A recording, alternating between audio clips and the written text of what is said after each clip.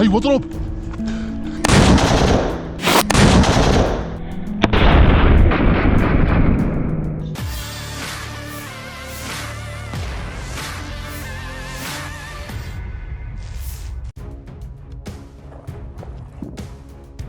Inilah sederet upaya pejuang Brigade Al-Qassam untuk memukul mundur tentara Israel di jalur Gaza.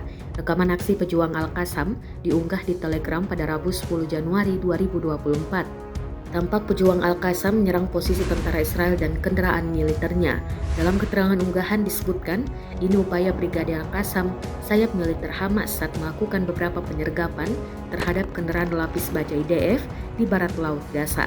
Kelompok pejuang Palestina ini menggunakan peluncur RPG Al-Yasin 105 dan tandem 85 serta senapan serbu.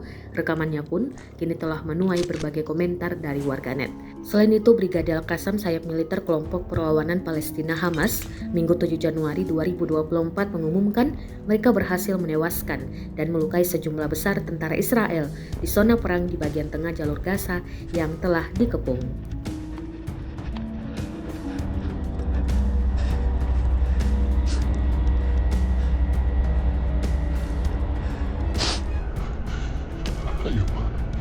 هيهم والله لا يضيع على الله. تعال يا كفلهان اضرب. هذيك الدبابة شايفها؟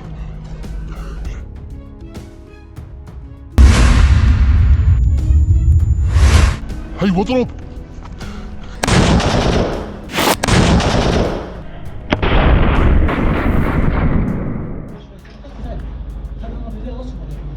توكل على الله، يلا روح.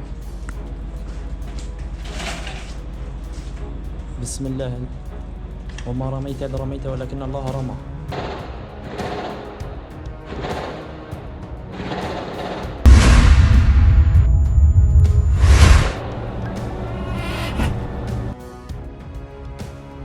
بسم الله.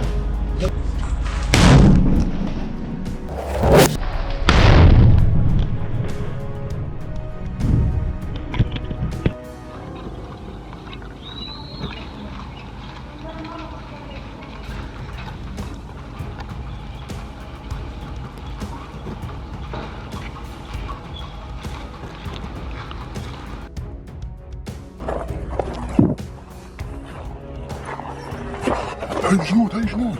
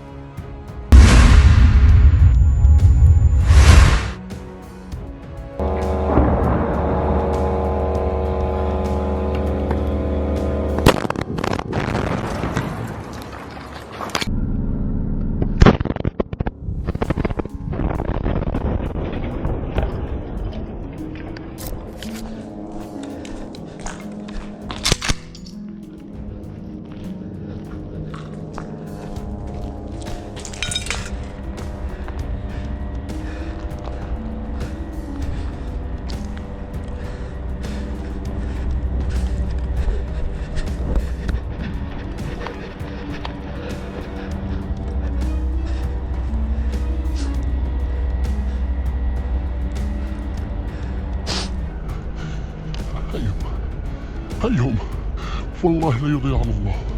تعال يا كفلهان اضرب. هذيك الدبابة شايفها؟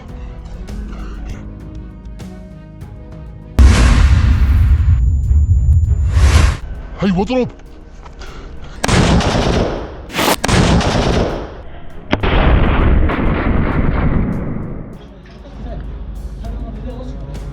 توكل على الله، يلا روح.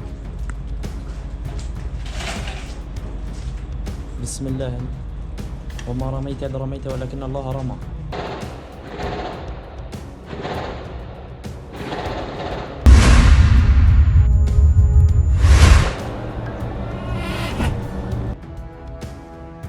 بسم الله.